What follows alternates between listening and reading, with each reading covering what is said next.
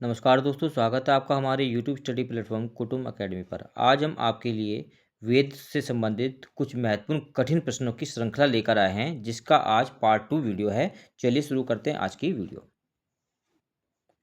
प्रश्न नंबर 1, गीतों का वेद किसे कहा जाता है? ऑप्शन ए अथर्ववेद को, ऑप्शन बी ऋग्वेद को, ऑप्शन सी सामवेद को, ऑप्शन डी यजुर्वेद को। गीतों का वेद कहा जाता है सामवेद को, इसलिए आपका सही आंसर होगा सामवेद। सामवेद। सामवेद को भारतीय संगीत का मूल माना जाता है। भारतीय संगीत का मूल। सामवेद के रचनाकार भरत मुनि हैं। भरत मुनि हैं। सामवेद में मंत्रों की बात करें तो इसमें 1549 मंत्र हैं, इसलिए आपका राइट आंसर होगा ऑप्शन सी। सामवेद को गीतों का वेद कहा जाता है। प्रश्न नंबर 2, ऋक संहिता के नाम से किस वेद को जाना जाता है? Option A Rigveda, option B Samaveda, option C Atharvaveda, option D Yajurveda. Rik Samhita Rigveda को कहा जाता है, इसलिए आपका राइट आंसर होगा ऑप्शन ए ऋग्वेद। प्रश्न नंबर 3, वेदों के संदर्भ में निम्न कथनों पर विचार करें और सही उत्तर का चुनाव करें। पॉइंट ए, वेदों को श्रुति कहा जाता है। पॉइंट 2, ऋग्वेद में 10 मंडल हैं। वेदों को श्रुति कहा जाता है, बिल्कुल वेदों को क्या कहा जाता है? श्रुति कहा जाता है, और इसे अपौरुषेय भी कहा जाता है। क्या कहा जाता है? अपौरुषेय भी कहा जाता है। अपौरुषेय का अर्थ होता है जिसकी रचना देवों के द्वारा की गई हो, ना कि मानव के द्वारा की गई, इसलिए आपका पॉइंट ए 1 बिल्कुल सही है। पॉइंट 2, ऋग्वेद में 10 मंडल हैं। ऋग्वेद में 1028 सूक्त हैं और 10 मंडल हैं, ये भी आपका बिल्कुल सही है। तो दिए गए ऑप्शन के अनुसार आपका ऑप्शन सी बिल्कुल सही होगा। 1 और 2 दोनों सही हैं। प्रश्न नंबर 4, किस स्मृति को मानव धर्मशास्त्र भी कहते हैं? ऑप्शन ए पराशर स्मृति को, ऑप्शन बी याज्ञवल्क्य स्मृति को, ऑप्शन सी आप स्तंभ स्मृति को, ऑप्शन डी उपरोक्त में से कोई नहीं। मानव धर्मशास्त्र मनु स्मृति को कहा जाता है। मनु स्मृति को मानव धर्मशास्त्र कहा जाता है, और इसे मनु संहिता भी कहा जाता है। मनु संहिता भी कहा जाता है। यदि इसके रचनाकार की बात करें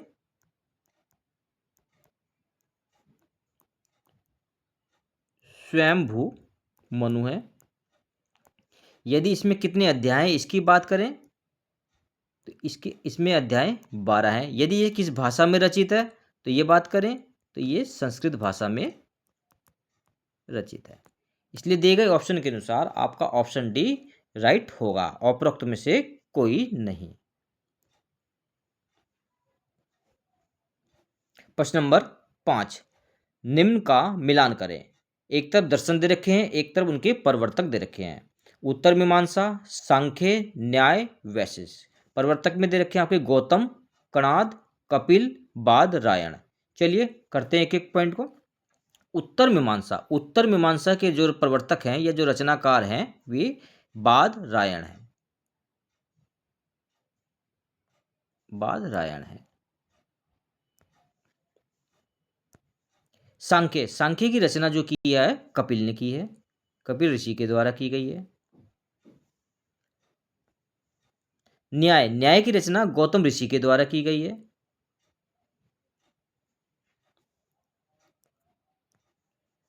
वैशिष्ट की रचना कणाद के द्वारा की गई, कणाद ऋषि के द्वारा की गई है। यानी ए का 4, बी का 3, सी का 1 और डी का 2। दिए गए ऑप्शन में आपका ए का 4, बी का 2 ये गलत है। ये भी गलत है, ये भी गलत है। ऑप्शन डी, ए का 4, बी का 3, सी का 1, डी का 2, ये ऑप्शन डी आपका बिल्कुल राइट होगा। नेक्स्ट प्रश्न, प्रश्न नंबर 6, कोथुम किस वेद से संबंधित है? ऋग्वेद, यजुर्वेद, सामवेद, अथर्ववेद। कोथुम, ये कोथुम जो है सामवेद की एक शाखा है, इसलिए इसका राइट आंसर होगा सामवेद। सामवेद की दो प्रसिद्ध शाखाएं हैं, एक कोथुम और एक जेमिनिया।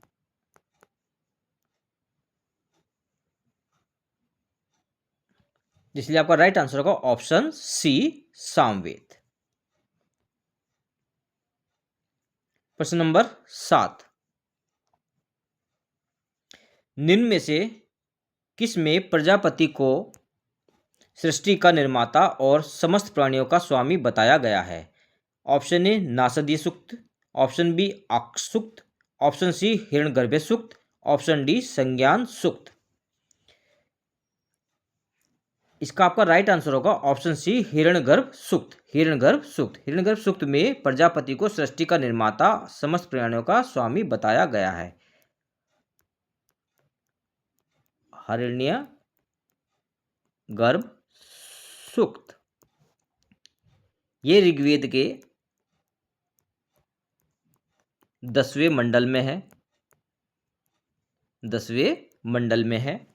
इसमें ही प्रजापति को सृष्टि का निर्माता और समस्त प्राणियों का स्वामी बताया गया है। यदि इसके एक क्वेश्चन और बन के आता है, बताइए कि किस वेद के अनुसार ब्रह्मांड की रचना प्रजापति के द्वारा की गई है, तो आप क्या आंसर देंगे उस टाइम? ऋग्वेद। क्या देंगे? ऋग्वेद। ऋग्वेद के अनुसार ब्रह्मांड की रचना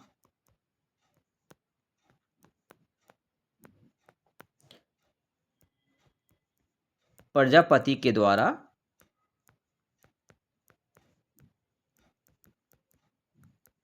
की गई है, जब आपका आंसर होगा ऋग्वेद। और दिए गए ऑप्शन के अनुसार आपका सही आंसर है ऑप्शन सी हिरण्यगर्भ सूक्त। हिरण्यगर्भ सूक्त में ही कहा गया है कि प्रजापति को सृष्टि का निर्माता और समस्त प्राणियों का स्वामी बताया गया है। प्रश्न नंबर 8, ऋग्वेद के दूसरे मंडल की रचना किस ऋषि के द्वारा की गई है? ऑप्शन ए कन्नव ऋषि के द्वारा, ऑप्शन बी विश्वामित्र के द्वारा, ऑप्शन सी गृत सम्मद भार्गव के द्वारा, ऑप्शन डी इनमें से कोई नहीं। ऋग्वेद का दूसरा मंडल, दूसरा मंडल, इसके जो रचनाकार हैं ये गृत सम्मद भार्गव ऋषि हैं। इसमें इंद्र से संबंधित बातें की गई हैं, इसलिए आपका राइट आंसर होगा ऑप्शन सी।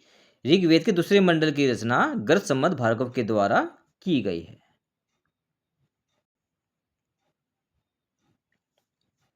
कन्नव ऋषि ने 8वें मंडल की रचना की है, जबकि विश्वामित्र ने तीसरे मंडल की रचना की है। नेक्स्ट क्वेश्चन, प्रश्न नंबर 9, ऋग्वेद के कौन से मंडल में सर्वप्रथम शूद्र शब्द का उल्लेख मिलता है? ऑप्शन ए चौथे मंडल में, ऑप्शन बी तीसरे मंडल में, ऑप्शन सी 5वें मंडल में, ऑप्शन डी 10वें मंडल में। ऋग्वेद के 10वें मंडल में शूद्र शब्द का उल्लेख मिलता है, इसलिए आपका राइट आंसर होगा ऑप्शन डी 10वां मंडल। प्रश्न नंबर 10, मीमांसा सूत्र के रचनाकार हैं? ऑप्शन ए गौतम ऋषि, ऑप्शन बी जैमिनी ऋषि, ऑप्शन सी पाणिनि ऋषि, ऑप्शन डी कपिल ऋषि। अभी मैंने आपको बताया था कपिल के द्वारा सांख्य की रचना की गई है, सांख्य की रचना की गई है। पाणिनि के द्वारा अष्टाध्यायी की रचना की गई है। जैमिनी के द्वारा मीमांसा की रचना की गई है, मीमांसा की रचना की गई, इसलिए आपका राइट आंसर होगा ऑप्शन बी जैमिनी। गौतम ऋषि के द्वारा न्याय की रचना की गई है। तो दिए गए क्वेश्चन के अनुसार मीमांसा सूत्र के रचनाकार कौन है? जैमिनी है।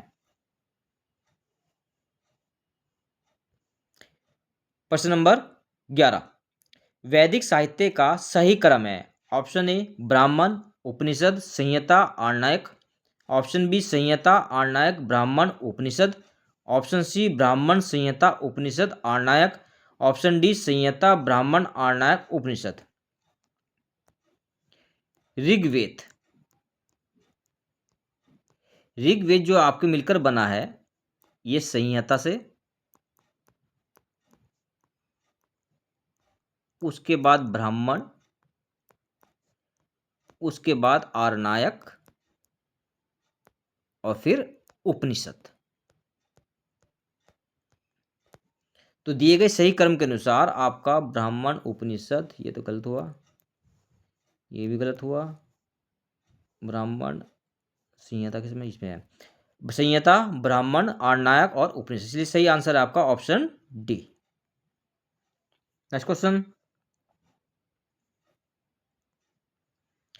ऋग्वेद का 7वां मंडल किस वंश से संबंधित है? ऑप्शन ए वामदेव से, ऑप्शन बी भार्गव से, ऑप्शन सी अत्रि से, ऑप्शन डी उपरोक्त में से कोई नहीं। ऋग्वेद का 7वां मंडल, 7वां मंडल, ऋग्वेद के 7वें मंडल की जो रचना की गई है या जिसके जो रचनाकार हैं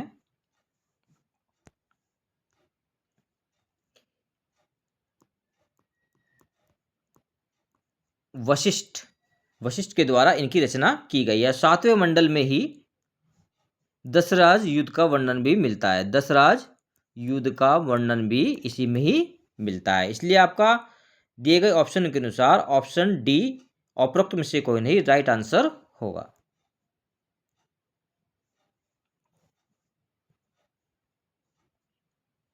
प्रश्न नंबर 13, निम्न कथन पर विचार करके सही उत्तर का चुनाव करें। पॉइंट ए दशराज युद्ध पुरुषनी नदी के किनारे लड़ा गया।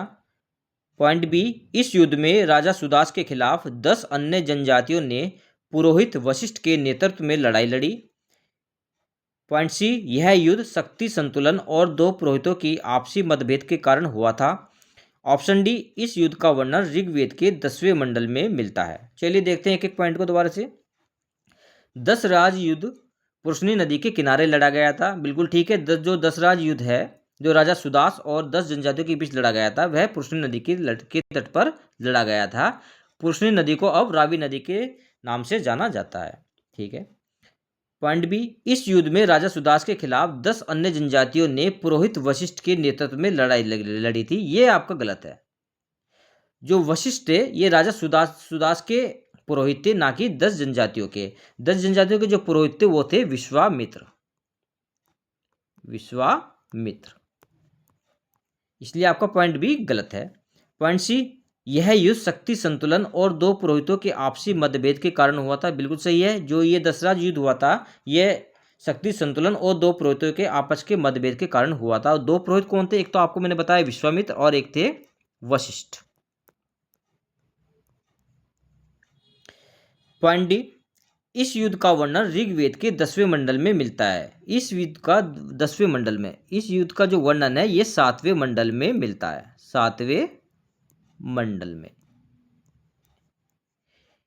इसलिए आपका ये पॉइंट भी गलत होगा।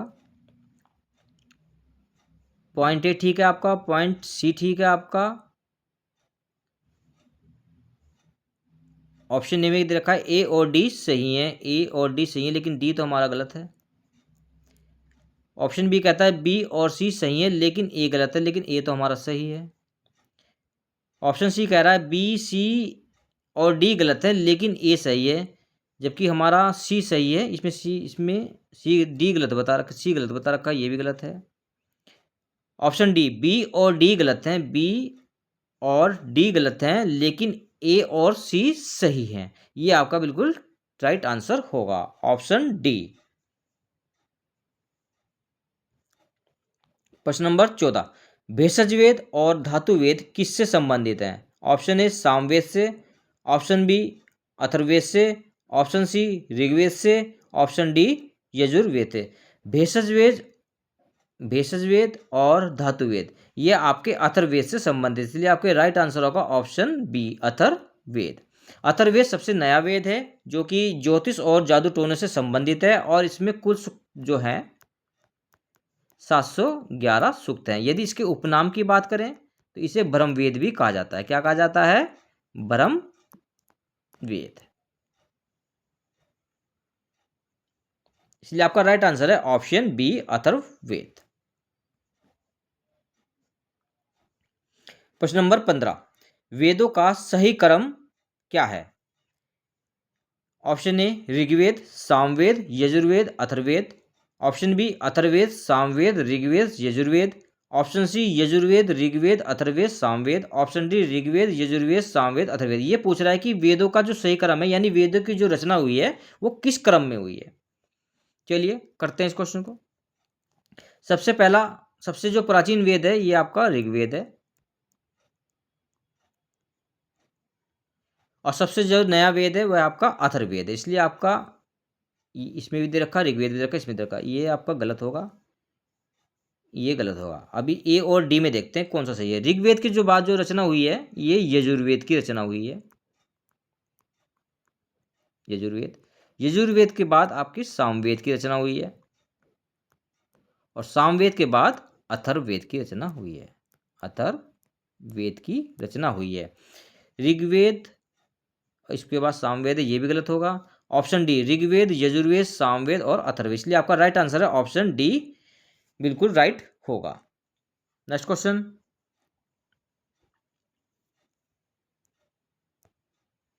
प्रश्न नंबर 16, सर्वप्रथम चतुष्वर्णीय समाज का उल्लेख मिलता है। चतुष्वर्णीय समाज, पहले हम देख लेते हैं चतुष्वर्णीय समाज है क्या। चतुष्वर्णीय समाज जिसमें ब्राह्मण,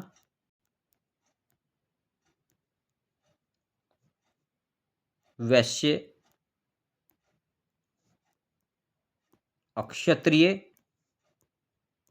और शूद्र, ये चतुष्वर्णीय समाज है। इसका वर्णन जो है ये ऋग्वेद के 10वें मंडल में मिलता है। ऋग्वेद के 10वें मंडल में चतुष्वर्णीय समाज का उल्लेख मिलता है। किस सूक्त में मिलता है? यदि सूक्त की बात करें तो सूक्त है पुरुष सूक्त, यानी पुरुष सूक्त में चतुष्वर्णीय समाज का उल्लेख मिलता है। इसलिए आपका राइट आंसर होगा ऑप्शन ए, ऋग्वेद के 10वें मंडल में के पुरुष सूक्त में चतुष्वर्णीय समाज का उल्लेख मिलता है। प्रश्न नंबर 17, सत्यकाम जबाल की कहानी किस में वर्णित है? ऑप्शन ए कठोर उपनिषद में, ऑप्शन बी श्वेताश्वर उपनिषद में, ऑप्शन सी मुंडक उपनिषद में, ऑप्शन डी छांदोग्य उपनिषद में। सत्यकाम जबाल, सत्यकाम जबाल की जो कहानी है ये छांदोग्य उपनिषद में मिलती है। किस में मिलती है? छांदोग्य उपनिषद में। इसलिए आपका राइट आंसर होगा ऑप्शन डी। किस अध्याय में मिलती है? यदि अध्याय की बात करें तो अध्याय 4th में, अध्याय 4th में, यानी छांदोग्य उपनिषद के अध्याय 4th में सत्यकाम जबाल की कहानी मिलती है। क्या मिलती है? सत्यकाम जबाल की कहानी मिलती है। किसके? अध्याय 4 में। छांदोग्य जो उपनिषद है ये सामवेद से संबंधित है, यानी सामवेद का ये उपनिषद है। इसलिए आपका राइट आंसर होगा ऑप्शन डी, छांदोग्य उपनिषद। छांदोग्य उपनिषद में सत्यकाम जबाल की कहानी वर्णित है। कठोपनिषद की बात करें, कठोपनिषद की बात करें तो ये आत्मा के अमरता की बात करता है, आत्मा की अमरता की बात करता है। श्वेतसावर उपनिषद की बात करें तो इसमें जैन और बौद्ध दोनों धर्म का सिद्धांत मिलता है। जैन और बौद्ध इन दोनों धर्मों का सिद्धांत मिलता है। मुंडक उपनिषद में सत्यमेव जयते वर्णित है, सत्यमेव जयते। इसलिए आपका राइट आंसर है ऑप्शन डी, छांदोग्य उपनिषद। छांदोग्य उपनिषद में सत्यकाम जबाल की कहानी वर्णित है। प्रश्न नंबर 18, पुनर्जन्म के सिद्धांत का स्पष्ट उल्लेख कहाँ मिलता है? ईशो उपनिषद में, ऑप्शन बी श्वेतसार उपनिषद में, ऑप्शन सी बृहदारण्यक उपनिषद में, ऑप्शन डी छांदोग्य उपनिषद में। अभी मैंने बताया आपको छांदोग्य उपनिषद। छांदोग्य उपनिषद में एक तो सत्यकाम जबाल,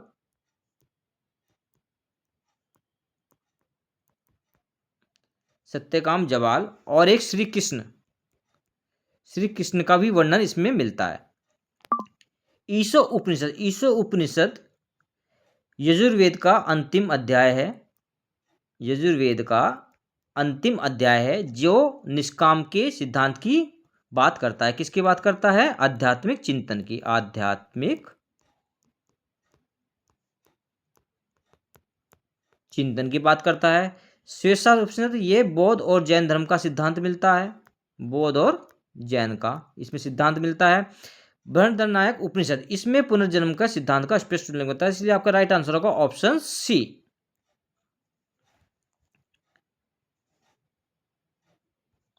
प्रश्न नंबर 19, राजा परीक्षित को कुरुओं का राजा बताया गया है। ऑप्शन ए ऋग्वेद में, ऑप्शन बी यजुर्वेद में, ऑप्शन सी सामवेद में, ऑप्शन डी अथर्ववेद में।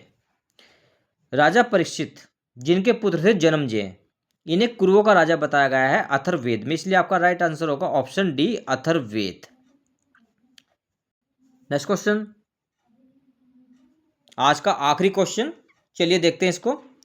निम्न का मिलान करें, सही उत्तर का चुनाव करें। एक तरफ वेद दे रखे हैं, एक तरफ उनके पुरोहित दे रखे हैं। अथर्ववेद, सामवेद, ऋग्वेद, यजुर्वेद। पुरोहित में दे रखे हैं होत्री, उदारता, अध्वर्यु और फिर ब्राह्मण। चलिए देखते हैं। अथर्ववेद, अथर्ववेद के जो पुरोहित होते थे यानी अथर्ववेद के जो मंत्रों को उच्चारण करने वाले होते थे उन्हें कहते थे ब्राह्मण, यानी ए का 4। सामवेद, सामवेद के मंत्रों को उच्चारण नहीं कहता, इनको गाया जाता है और उनको गाने वालों को कहते हैं उदारता। सामवेद के उदारता, यानी इधर लिख लेते हैं ए का 4, बी का 2।